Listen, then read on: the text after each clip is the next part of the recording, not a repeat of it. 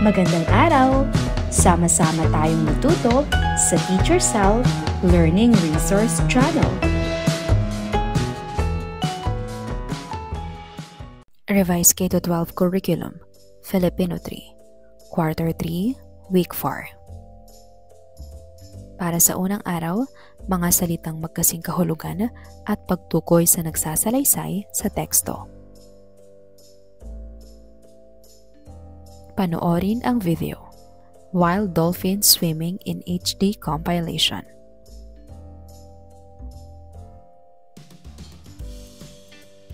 Ano ang tawag sa hayop na nasa video at saan sila nakatira? Ilarawan ang lumba-lumba. Sa palagay mo, mabait ba ito? Bakit? Bakit kailangan nating alagaan at protektahan ang mga hayop kagaya ng dolphin? Ano ang maaaring mangyayari sa ating komunidad at bansa kung hindi natin sila mapoprotektahan? Tulungan mo naman ako dahil ang aming tahanan ay maraming basura mula sa mga tao. Nakakaawa naman, sige, sasabihin ko ang kaibigan ko na maglinis. Ano ang nakikita nyo sa larawan? Ano ang mensaheng nais iparating sa larawan? Sa iyong palagay, bakit mahalagang pangalagaan ang ating mga karagatan? Sino ang nagsasalaysay sa linyang ito? Tulungan mo naman kami dahil ang aming tahanan ay maraming basura mula sa mga tao. Kung ikaw ang bata na nakausap ng dolphin, ano ang mararamdaman mo? Ating basahin. Langhap, munti, mabitag. Langhap. Ang unang salita ay langhap. Ang ibig sabihin ng langhap ay amoy.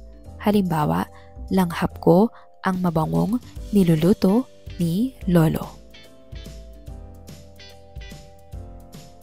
Munti. Ang pangalawang salita ay munti. Ang ibig sabihin ng munti ay maliit. Nalaglag ang itatanim na buto ni Marisa, pero hindi niya ito mahanap dahil munti ito. Nabitag. Ang pangatlong salita ay nabitag. Ang ibig sabihin ng nabitag ay nahuli. Nabitag na mga pulis ang magnanakaw. Nakabuntot. Ang sunod na salita ay nakabuntot. Ang kahulugan ng nakabuntot ay nakasunod. Saan man pumunta ay nakabuntot kay Aling Marie ang kanyang mga anak. Langhap, amoy. Munti, maliit. Nabitag, nahuli. Nakabuntot, nakasunod. Ano ang hilig niyong gawin kasama ang inyong magulang o pamilya? Ano ang hilig gawin ng bida sa kwento kasama ang kanyang magulang o pamilya? Atin na itong basahin. Si Kay at ang mga kaibigang dolphin ni John Nelvert de la Cruz. Sa isang munting baryo sa baybayin ng Palawan, nakatira si Kay, isang batang mahilig sa dagat. Araw-araw, tumatakbo siya sa tabing dagat upang langhapin ang sariwang hangin ng karagatan. Mahilig siyang lumangoy, mangalap ng kabibe at magmasid sa mga alon. Ngunit higit sa lahat, may lihim si Kay. May mga kaibigan siyang dolphin na nakilala niya noong siya'y 7 taong gulang. Si Nanelo, ang masayahing dolphin. Rina, ang maingat at matalino. At si Toro, ang pinakamatapang at palaging umaalalay. Minsang may malakas na alon. Nabitag sa isang abandonadong lambat si Kay. Akala niya'y katapusan na. Ngunit dumating si Nanelo at Toro at tinulungan siyang makawala. Mula noon, naging di mapaghiwalay ang kanilang pagkakaibigan. Isang araw, Napansin ni Kay na maraming lumulutang na basura sa dagat at may mga isda at dolphin na nabitag sa mga plastik at lambat. Kay, ani Rina, kailangan natin ng tulong, hindi nagligtas ang aming tahanan. Hindi nag-aksaya ng oras si Kay. Kinausap niya ang mga opisyal ng barangay, ang mga mangingisda at ang kanyang mga kaibigan sa paaralan. Nagsagawa sila ng coastal cleanup, nagturo sa mga bata ng tamang pagtatapon ng basura at naglagay ng babala sa mga lugar kung saan maraming marine life. Unti-unting nagbunga ang kanilang pagkilos. Bumalik ang linaw ng tubig, muling langhap ng mga tao ang preskong simoy ng dagat at ang mga dolphin ay masayang naglalangoyan muli sa paligid ni Kay. Dahil sa tapang at malasakit ng isang batang mula sa munting baryo, naligtas ang kanyang mga kaibigang dolphin at ang kanilang tahanan sa dagat ay muling naging ligtas at payapa. Sino si Kay at ano ang hilig niyang gawin sa dagat? Si Kay ay isang batang nakatira sa baybayin at hilig niyang lumangoy, mangalap ng kabibe at maglaro sa dagat. Paano naging magkaibigan sina Kay at mga dolphin? Naging magkaibigan sila nang iligtas ni Nelo at Toro si Kay mula sa lambat noong siya ay 7 taong gulang. Anong suliranin ang kinaharap ni Kay at ng kanyang mga kaibigang dolphin? Maraming basura at lambat sa dagat na nakakasama sa mga isda at dolphin. Ano ang ginawa ni Kay upang matulungan ang mga dolphin at ang kanilang tirahan? Nagsagawa siya ng coastal cleanup, nagpaalala ng tamang pagtatapon ng basura at tumulong maglagay ng mga babala. Anong aral ang iyong natutunan mula sa kwento? Matutulungan natin ang kalikasan kung tayo ay may malasakit at kumikilos ng sama-sama. Sino sa iyong palagay ang tagapagsalaysay ng kwento? Si Kay, ang dolphin, hindi karakter sa kwento. Ipaliwanag ang iyong sagot kung bakit iyon ang napili mong tagapagsalaysay ng kwento. Hindi si Kay o ang mga dolphin ang nagkwento dahil ginamit ang siya at hindi ako, kaya may tagapagsalaysay na hindi kasama sa kwento. Basahin ang bawat sitwasyon. Isulat sa patlang kung sino ang nagsasalaysay sa kwento. Nang makita ko ang plastik na palutang-lutang sa tubig, agad ko itong dinampot. Ayokong may mabitag na dolphin tulad ng dati. Mahal ko ang dagat at ang mga kaibigan kong dolphin. Sino ang nagsasalaysay sa kwento? Tama, si Kay. Si Kay ay kilala sa kanilang barangay bilang tagapagtanggol ng kalikasan. Hindi siya natakot na kausapin ang mga matatandang mangingisda upang ipaalala ang kahalagahan ng dagat at mga nilalang dito. Sino ang nagsasalaysay sa kwento? Tagapagsalaysay. Tuwing dumarating si Kay, sabay-sabay kaming lumulutang upang salubungin siya. Siya lang ang tao na hindi natatakot sa amin at tumutulong sa paglilinis ng dagat. Sino ang nagsasalaysay sa kwento? Tama, ang mga dolphin. Napanood mo ang isang maikling pelikula tungkol sa isang batang tumutulong sa mga hayop na nasaktan dahil sa pollution. Hindi siya nagsasalita sa buong palabas, ngunit may nagsasalaysay na tinig na nagkukwento tungkol sa mga ginagawa ng bata. Sa iyong palagay, sino ang nagsasalaysay sa pelikula? Ipaliwanag kung paano mo ito nalaman. Basahin ang bawat sitwasyon batay sa pananalita at nilalaman ng pahayag, tukuyin kung sino ang nagsasalita. Isulat ang sagot sa patlang. Halimbawa, guro, estudyante, nanay, pulis, tricycle, driver, at iba pa.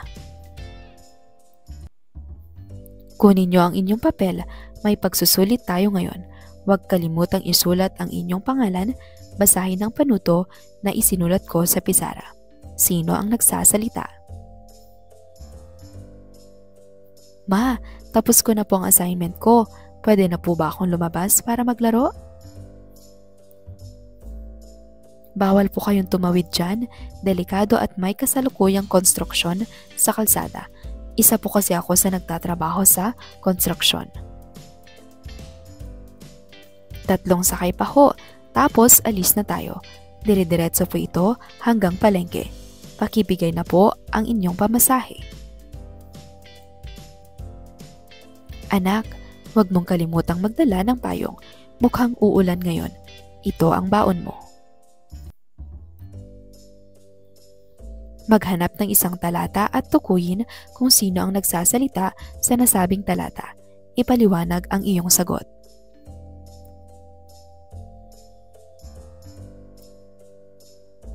Para sa ikalawang araw, mga salitang naglalarawan sa panahon at pinangyarihan ng kilos.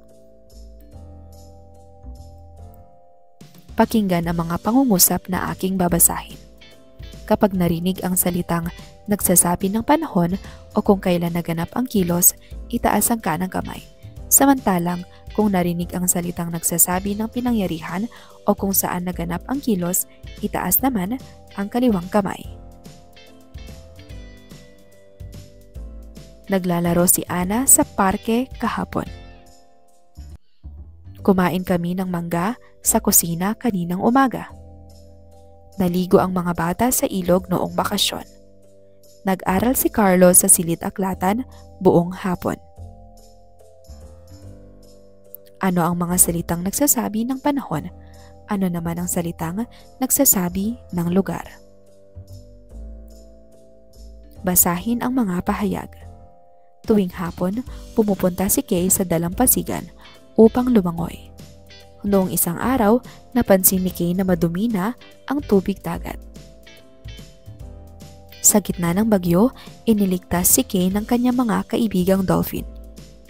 Sa tabing dagat, nagsagawa sila ng cleanup drive. Araw-araw, naglilinis si Kay kasama ang mga kabarangay sa baybayin. Kailan naglilinis si Kay? Araw-araw. Saan naglilinis si Kay? Sa baybayin. May mga salitang ginagamit sa paglalarawan sa panahon at pinangyarihan ng kilos. Sa palagay ninyo, ano-ano pa ang mga salitang maaari nating gamitin na nagsasabi kung kailan nangyari ang kilos? Isulat ang mga sumusunod sa paraang kabit-kabit. Kahapon, kanina. Kagabi, mamaya. Bukas, noong isang araw. Sa susunod na, linggo at iba pa.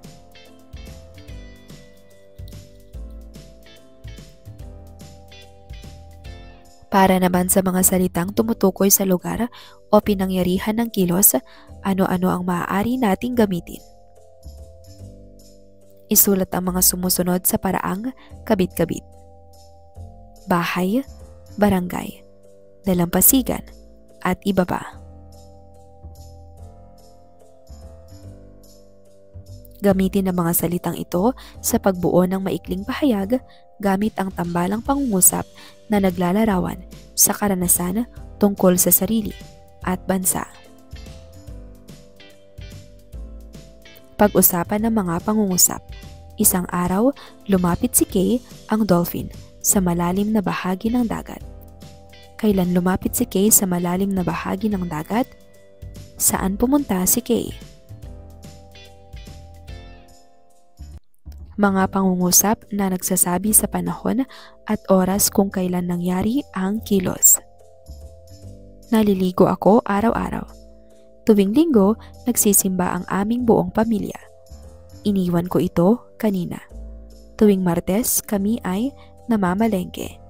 Noong unang panahon, hinaharana pa ang mga babae. Mga pangungusap na nagsasabi kung saan nangyari ang kilos. Sa Maynila kami magbabakasyon.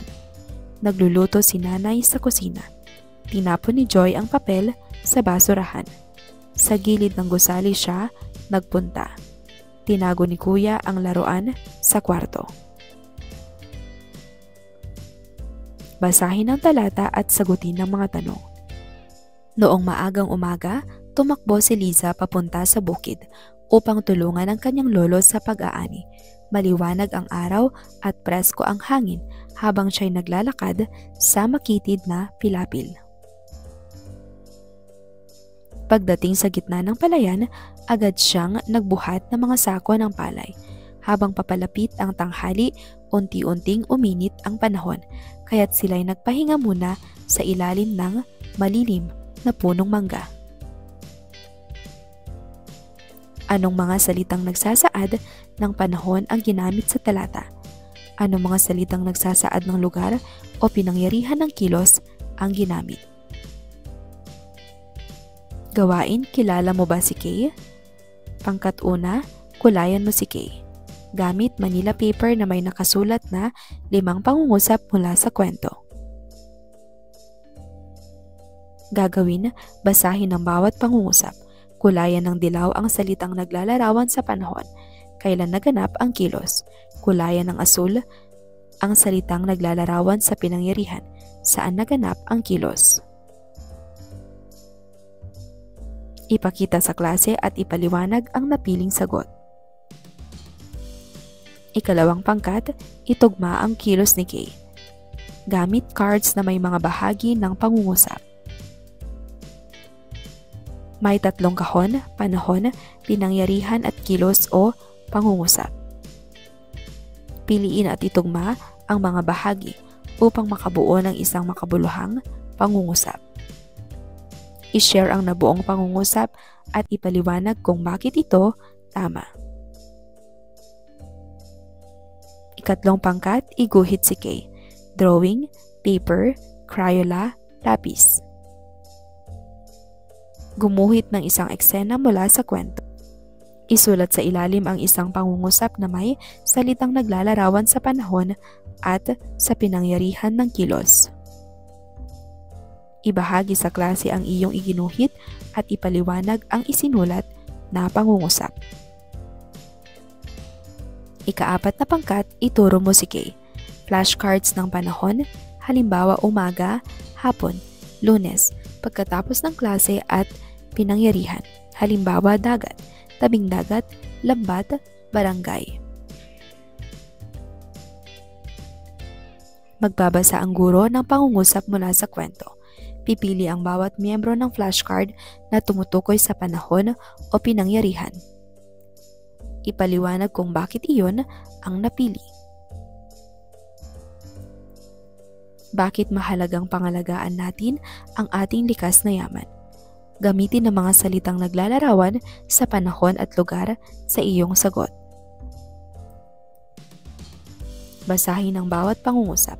Isulat sapat lang ang salitang nagsasaad ng panahon at salitang nagsasaad ng pinangyarihan. Noong isang araw, tinulungan ni Kay ang mga dolphin. Araw-araw, naglilinis si Kay sa baybayin kasama ang mga kabarangay. Sa gitna ng bagyo, iniligtas ng dolphin si Kay sa laot. Pagkatapos ng klase, tumakbo si Kay papuntang dalampasigan. Noong tag-init, mas maraming basura sa tabing dagat.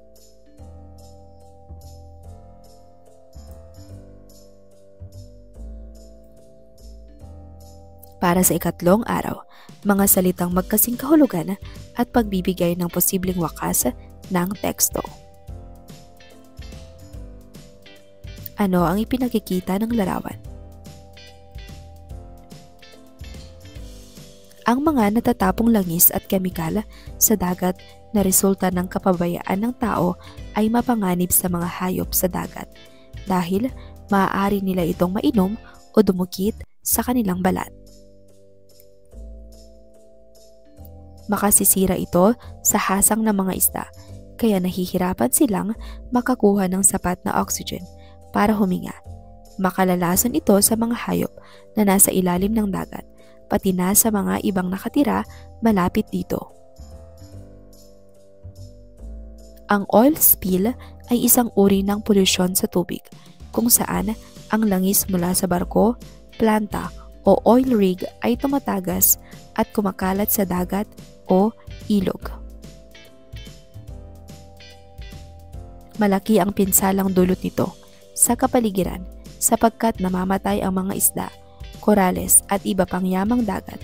Maaari rin itong lasunin ang tubig at maging mapanganib sa kalusugan ng tao. Bukod dito, naaapektuhan ang kabuhayan ng mga mangingisda dahil nababawasan ang kanilang huli.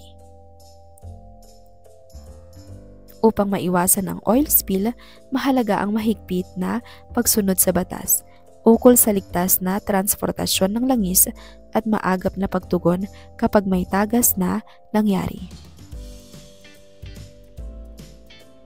Sa ganitong paraan, mapoprotektahan natin ang ating karagatan at mapapanatili ang balanse ng likas na yaman. Ano ang maaari niyong gawin upang maiwasan ang problemang ito? Ating pag-aralan ang ibig sabihin ng ilan sa mga salita sa kwento sa pamamagitan ng pagtukoy sa salitang kasing kahulugan ng bawat isa. Ang unang salita ay panig. Mahilig mamasyal si Alex, kaya nakarating na siya sa iba't ibang panig ng bansa. Ano kaya ang kasing kahulugan ng salitang panig? Baryo, bayan, bahagi.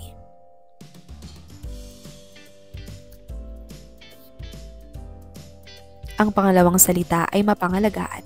Hindi nagtatapon ng basura sa kung saan-saan si Alex sa kanyang mga pinapasyalan upang mapangalagaan ang mga lugar na ito. Ano kaya ang kasing kahulugan ng mapangalagaan?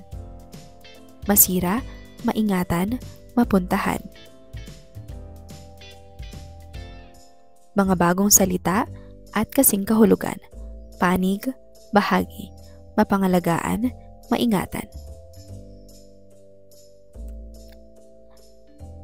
Tayo na at magbabasa. Si Tino at ang mga kaibigang pawikan.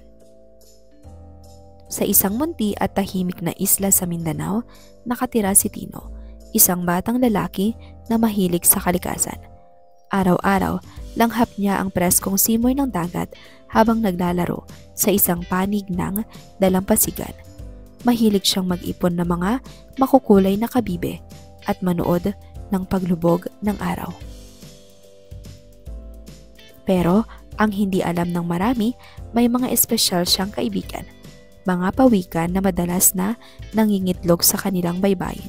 Sina Tala, ang matalinong pawikan, Kimo, ang palakaibigang bata pa lang, at Sigura, ang pinakamatanda at tagapayo ng grupo. Naging magkaibigan sila simula noong isang gabing may nabitag na batang pawikan sa lambat ng ilegal na mangingisda. Nakita ito ni Tino at agad siyang sumaklolo. Simula noon, nagtitiwala na sa kanya ang mga pawikan. Isang umaga, napansin ni Tino na maraming basura sa pampang. Hindi naligtas ang lugar na ito. Malungkot na sabi ni Gura. Maraming pawikan ang nabibitag sa plastik at lambat. Nalungkot si Tino at agad siyang kumilos. Tinipon niya ang mga bata sa barangay at nagsimula sila ng kampanyang Bantay Pawikan, Bantay Kalikasan upang mapangalagaan ang kanilang lugar. Gumawa sila ng mga babala laban sa pagdumi sa dagat, nagsagawa ng cleanup drive at nakipag-usap sa mga mangingisda upang itigil ang paggamit ng mapanganib na lambat. Dahil sa kanilang pagsisikap, luminis ang dalampasigan at mas marami pang pawikan ang ligtas na nakakapangitlog. Muli, naging masaya ang isla at sa tuwing langhap ni Tino ang hangin ng dagat, napapangiti siya dahil alam niyang may naitulong siya sa kalikasan at sa kanyang mga kaibigang pawikan. Sino ang pangunahing tauhan sa kwento at ano ang kanyang layunin? Saan naganap ang mga mahalagang pangyayari sa kwento? Ano ang ginawa ng pangunahing tauhan upang malutas ang kanyang suliranin? Kung hindi tumulong ang mga tauhan sa huli, ano kaya ang maaaring naging wakas ng kwento? Paano mo matatapos ang kwento kung ikaw ang bida? Ibigay ang iyong sariling wakas. Anong aral ang nais mong iparating sa iyong wakas ng kwento? Bakit? Ibigay ang posibleng wakas ng kwento. Talata bilang 1, ang nawalang aso. Naiyak si Liza nang matuklasang nawawala ang kanyang alagang si Brownie. Buong araw niyang hinanap ito sa paligid ng kanilang barangay. Tinulungan siya ng kanyang mga kapitbahay at nagdikit sila ng mga larawan ng aso sa poste. Sa kabila ng pagod, hindi siya nawalan ng pag-asa. Isulat ang posibleng wakas. Ang lihim na sulat.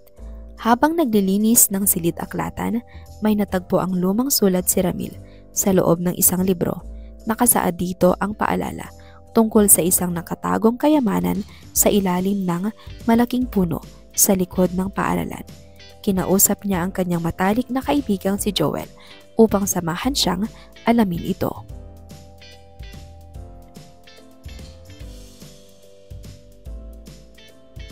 Talata bilang 3, ang paligsahan sa pag-awit.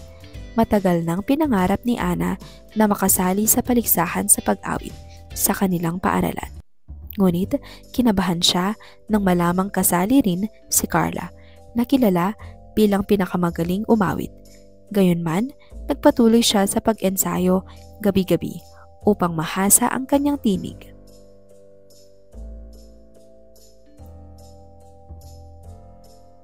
Isipin ang isang karanasang naranasan mo. Maaaring ito ay tungkol sa isang hamon sa buhay, isang hindi malilimutang karanasan o isang desisyong iyong ginawa. Isulat ito sa anyo ng isang maikling talata, ngunit huwag mong tapusin ang kwento. Sa halip, magbigay ka ng 2 o 3 posibleng wakas batay sa maaaring mangyari. Ano ang naging sitwasyon o simula ng iyong kwento? Ano ang iyong ginawa o gustong gawin? Ano-ano ang maaaring mangyari pagkatapos nito? Alin sa mga posibleng wakas ang gusto mong mangyari at bakit? Basahin ang bawat sitwasyon. Piliin ang pinakamainam na posibleng wakas ng kwento. Si Ana ay matagal nang nangangarap na sumali sa patimpalak sa pagguhit. Araw-araw siyang nag-e-ensayo at gumagawa ng iba't ibang likhang sining. Sa wakas, dumating na ang araw ng paligsahan. Anong maaaring wakas ng kwento?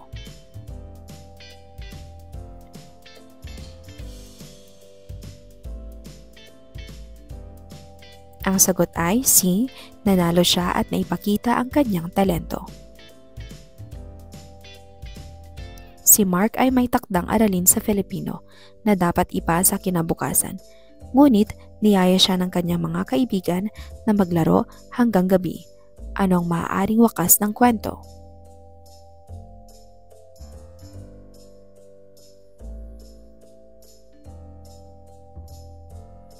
Ang sagot ay A. Inuna niya ang laro at hindi na ipasa ang takdang aralin. Naiwan ni Liza ang kanyang wallet sa tindahan. Isang estranghero ang nakapulot nito at naghahanap kung sino ang may-ari. Ano ang maaaring wakas ng kwento?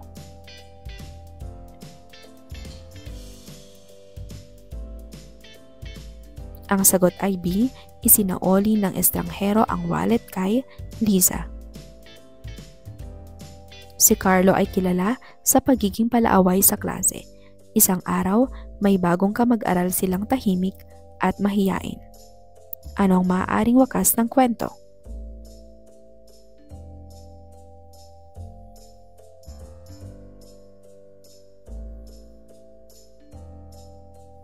Ang tamang sagot ay B. Nakipagkaibigan siya at natutong magbago.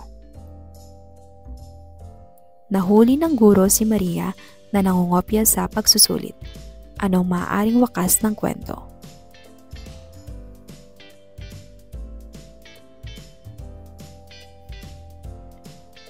Umamin siya at nangakong hindi na uulitin. Basahin ng mabuti ang mga sumusunod na kwento. Isulat sa ibaba ang posibleng wakas nito gamit ang 2 hanggang 3 pangungusap lamang. Unang kwento, ang nawalang aso. Isang araw, nawala ang alagang aso ni Ryan. Buong araw niya itong hinanap sa paligid ng kanilang barangay. Kinausap niya ang mga kapitbahay at nagtungo pa sa parke. Anong maaaring wakas ng kwento? Si Nina at ang aklat sa silid-aklatan. Nahulog ni Nina ang isang mahalagang aklat habang naglilikpit sa silid-aklatan. Nang makita niya ito, may bahagyang sira na sa pabalat.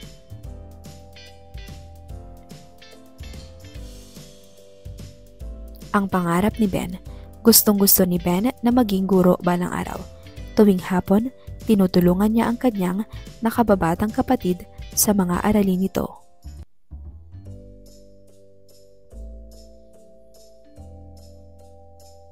Para sa ika-4 na araw, mga salitang naglalarawan sa paraan ng kilos.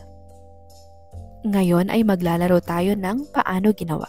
Magbabanggit ako ng isang kilos at kayo naman ay magsasabi kung paano ito ginawa gamit ang isang salita o parirala. Ang tawag natin sa salitang iyon ay pang-abay na pamaraan. Halimbawa, kung sasabihin ko ang salitang tumakbo, pwede niyong sabihin tumakbo ng mabilis o tumakbo ng tahimik. Sige, subukan natin. Kumanta. Sumulat. Kumain. Tayo ay mga munting bayani. Tayo ay mga munting bayani. Kung ating aalagaan ang ating kalikasan, lalong-lalo na ang mga karagatan. Tayong mga munting bayani ay may malasakit, mapagmahal at may pagkukusa na pangalagaan ang ating mga karagatan. Dapat tayo ang magsimula ng pagbabago. Dapat magsimula ito sa ating mga sarili. Paano dapat alagaan ng mga munting bayani ang ating kalikasan? Paano ipinapakita ng mga munting bayani ang malasakit sa karagatan? Paano natin dapat simulan ang pagbabago sa pangangalaga ng karagatan? Paano maipapakita ang pagmamahal sa ating kalikasan at karagatan? Paano dapat kumilos ang bawat isa upang mapangalagaan ang karagatan? Basahin ng mga pangungusap. Agad siyang nagligpit ng mga laruan. Masayang sinalubong ni Ana ang kanyang kapatid mula sa paaralan. Maingat na ibinuhos ni Lito ang tubig sa paso. Tahimik na umupo ang mga mag-aaral sa kanilang upuan. Ano-ano ang pangunahing kilos sa bawat pangungusap? Paano ginawa ng kilos sa bawat pangungusap? May mga salitang ginagamit sa paglalarawan sa paraan ng kilos. Hindi naligtas ang lugar na ito, balungkot na sabi ni Gura. Paano sinabi ni Gura na hindi naligtas ang lugar? Malungkot. Nakita ito ni Tino at agad siyang sumaklolo. Paano sumaklolo si Tino? Agad. Nakita ito ni Tino at tinulungan niya ang batang pawikan. Paano tinulungan ni Tino ang batang pawikan? Maingat. Buong sigasig nilang isinagawa ang cleanup drive. Paano sila nagsagawa ng cleanup drive? Buong sigasig. Bakit mahalaga ang paggamit ng mga salitang nagsasabi kung paano ginawa ang isang kilos sa isang kwento o pangungusap? Ngayon, ating tatalakayin ang mga salitang naglalarawan paano ginawa ang kilos. Paraan ng kilos, paano ginawa. Ito ay salita o parirala na nagsasabi kung paano ginawa ang kilos sa pangungusap. Halimbawa mula sa kwento, maingat niyang inilabas ang pawikan sa dagat. Maingat ang salita na nagsasabi kung paano ginawa ang kilos. Iba pang halimbawa, mabilis siyang tumakbo papunta sa tabing dagat. Paano siya tumakbo? Inilalarawan ba ng mabilis ang kilos na tumakbo? Maituturing bang salitang naglalarawan ng paraan ng kilos ang salitang mabilis sa pangungusap? Tahimik silang naglakad upang hindi magising ang mga pawikan. Paano siya naglakad? Inilalarawan ba ng tahimik ang kilos na naglakad? Maituturing bang salitang naglalarawan ng paraan ng kilos ang salitang naglalakad sa pangungusap? Piliin ang salitang nagsasabi kung paano ginawa ang kilos. Masayang naglinis ng paligid si Tino. Masaya. Malungkot na sinabi ni Angel ang balita. Malungkot.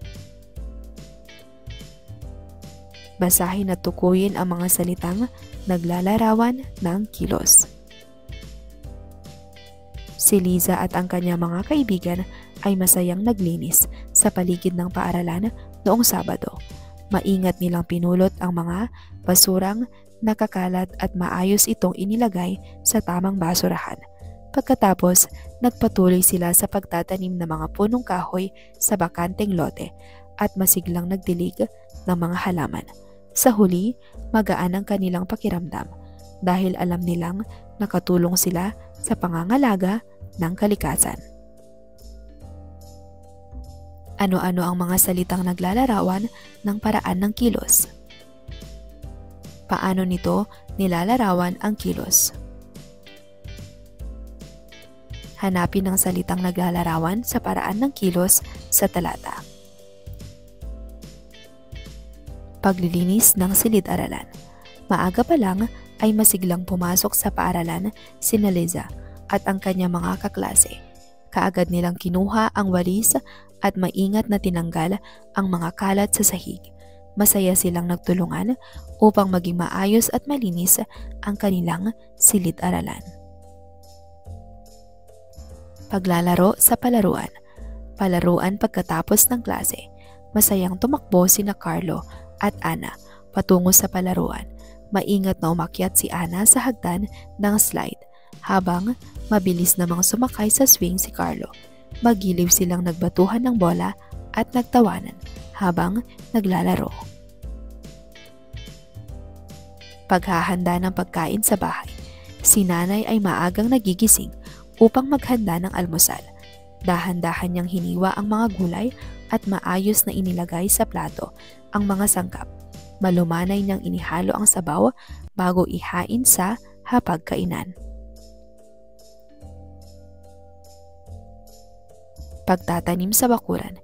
Isang hapon, masiglang nagtanim ng mga bulaklak si Lito sa kanilang bakuran. Maingat niyang inilagay ang mga punla sa butas at marahang tinakpan ng lupa. Pagkatapos, masinop niyang dinilig ang mga halaman upang tumubo ng malusog.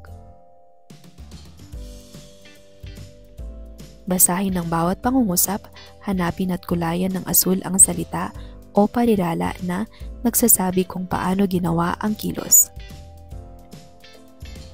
Tahimik na naglakad si Tino sa dalampasigan kaninang umaga. Araw-araw, nagsasagawa sila ng cleanup drive sa Barangay Plaza ng masaya. Pinulot ni Liza ang basura sa may pampang kahapon ng mabilis. Maingat nilang binalik ang pawikan sa dagat noong linggo. Bukas, muli silang pupunta sa tabing dagat upang tumulong ng buong sigasig. Basahin ang bawat pangungusap sa langguhitan ang salitang naglalarawan kung paano ginawa ang kilos. Tumakbo si Nilo ng mabilis papunta sa tindahan. Maingat na isinabit ni Carla ang kanyang bag sa pako. Masayang naglaro ang mga bata sa bakuran. Dahan-dahang isinara ni Lita ang pintuan upang hindi magising ang sanggol. Malakas na kumanta si Leo sa entablado.